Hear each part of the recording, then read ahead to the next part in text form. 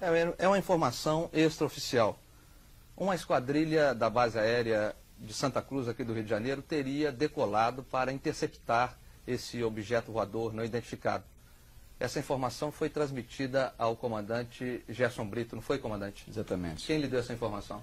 Foi funcionários da ARSA e alguns funcionários da própria companhia, que observaram, que foram notificados de que já há 2 dias essa sinalização estava se processando e que, por essa razão, possivelmente, os esquadrões de caça estavam em stand-by para uma possibilidade de uma decolagem imediata, caso fosse dada uma outra informação a respeito. Agora, comandante, o senhor podia dizer para nós como foi a aparição que o senhor viu?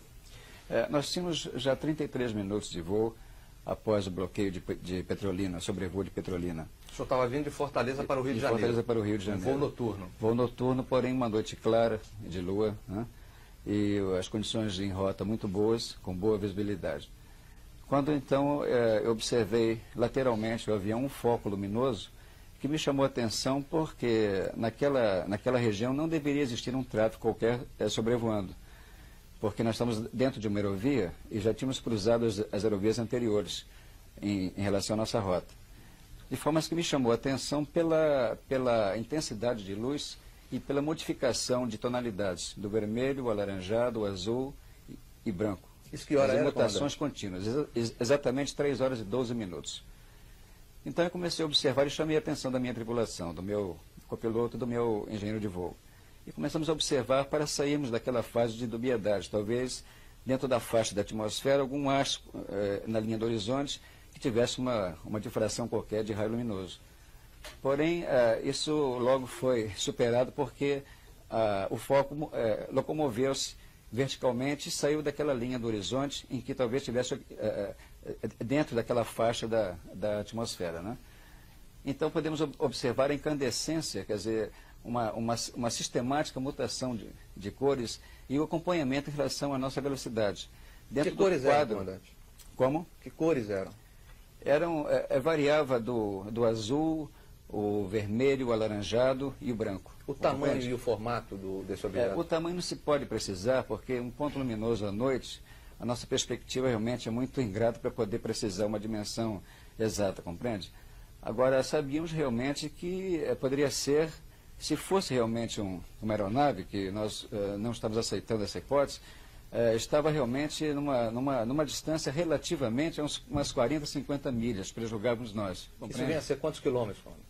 Mais ou menos uns 100 quilômetros, 110 quilômetros aproximadamente. Distante do avião? Distante do avião. E ele acompanhou o avião, comandante? Esse objeto não identificado acompanhou o avião? Começou a acompanhar a aeronave. Durante quanto tempo? Eu fiquei assim, enquadrando na minha janela, quer dizer, nos limites da minha janela, a continuidade da fixação do ponto, quer dizer, movendo-se paralelamente à aeronave. Isso se processou exatamente a partir de 1 hora e 22 minutos de voo, até quase o nosso pouso no Galeão, ou seja, 3 minutos antes do pouso. E quantas horas dá isso? Isso foi 1 hora e 25 minutos aproximadamente. Enio, o comandante Gerson Brito fez aqui na redação do Globo Revista um croquis, um esboço de um croquis, e gostaria que mostrasse. Então, por favor, Pedro, veja, vamos ver se a câmera pode apanhar isso aqui.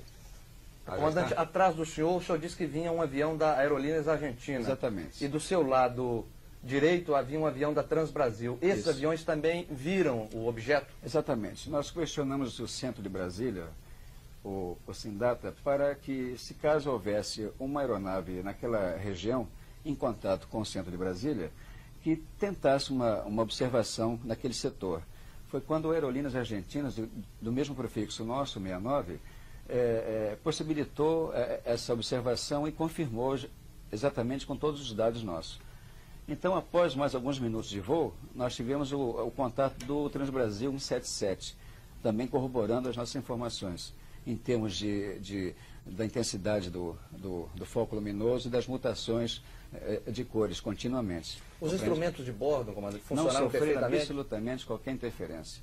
Todo o sistema eletrônico do avião comportou-se normalmente e não observamos nada de anormal em todo o decurso do voo. É a primeira vez que o senhor vê um objeto desse, comandante? Não, eu tive 3 oportunidades anteriores, sendo que a terceira oportunidade nós tivemos exatamente no setor entre Belo Horizonte e o Rio de Janeiro. Isso voando equipamento 737, outro tipo de Boeing da companhia, e voamos de Belo Horizonte para o Rio de Janeiro, ainda no procedimento de subida, quando observamos o foco luminoso de cor branca, inicialmente, e que nos chamou a atenção, porque o nosso controle de tráfego de Belo Horizonte e de Brasília não nos informou sobre a existência desse tráfego, em sentido contrário ao nosso.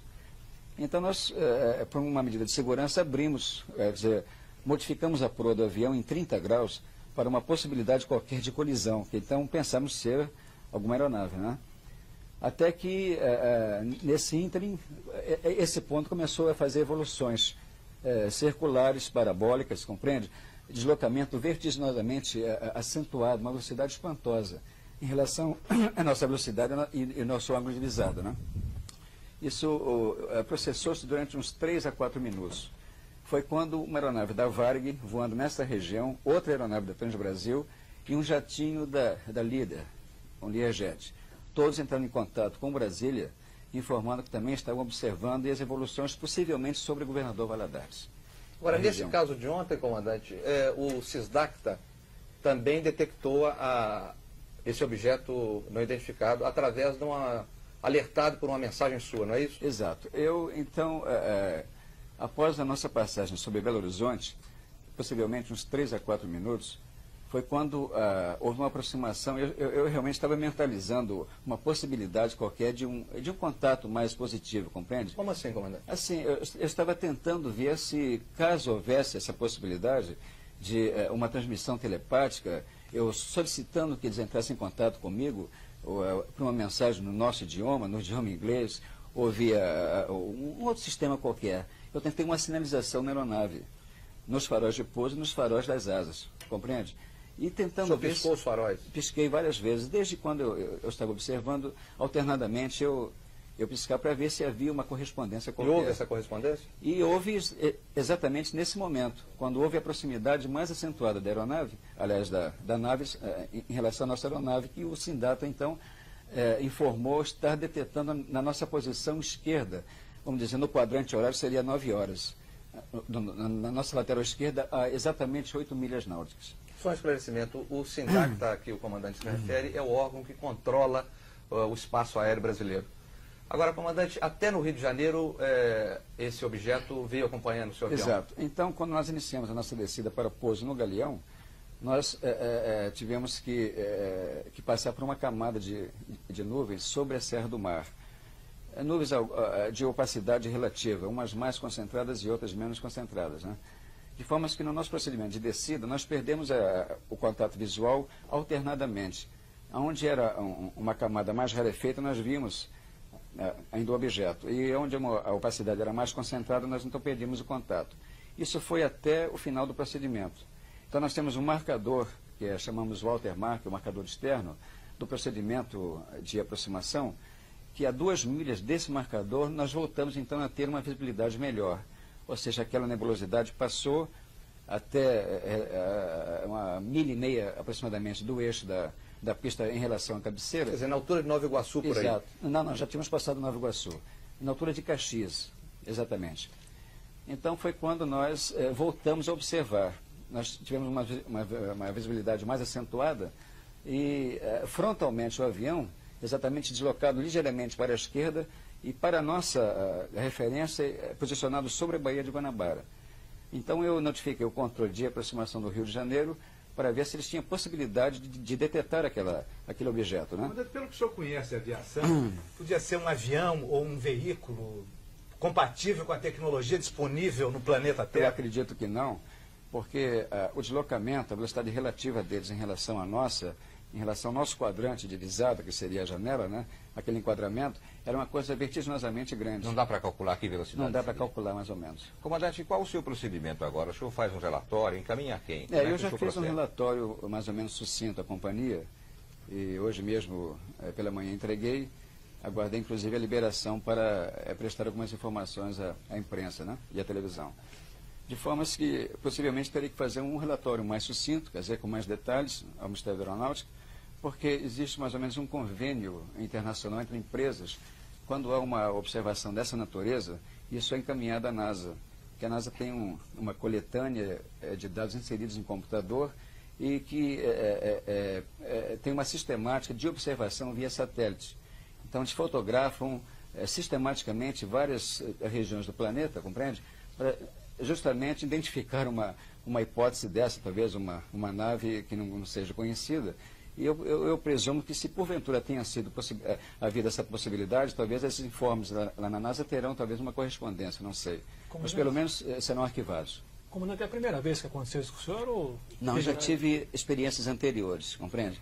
Uma em 64, uma em 76 e a terceira em 79, quando foi justamente observado. As anteriores houve testemunhas como nessa de agora? Não, as duas primeiras só tive, eu ainda era copiloto do equipamento CUT C-46 no Lloyd Aéreo, e depois passamos para a VASP. Então, o meu comandante, o comandante Clodoaldo, foi o que primeiro observou e chamou minha atenção. Só que o deslocamento nessa época foi um deslocamento de um ponto luminoso, sempre tangenciando os bordos da janela do avião. Então, um deslocamento também muito vertiginoso, muito grande, em relação à nossa velocidade relativa, compreende? Sempre na linha do horizonte. Depois sumiu. Comandante, o senhor tem informação se a nossa Força Aérea investiga esses casos? Eu acredito que sim. Existe um departamento justamente no Ministério da Aeronáutica que deve fazer análise de informações e processá-los justamente para um informe mais coerente à NASA. Que a NASA solicita informações a esse respeito pelo projeto UFO, né, que tem sido divulgado ao longo desses anos. Comandante, há quanto tempo o senhor é comandante da VASP? Eu sou comandante há 22 anos. Quer dizer, eu sou piloto há 22 anos na VASP e comandante já há 14 anos. Muito obrigado, comandante, pela sua presença. Estou à Muito obrigado, disposição. Pedro Rogério, também. Muito obrigado. O Globo Revista volta em 1 minuto.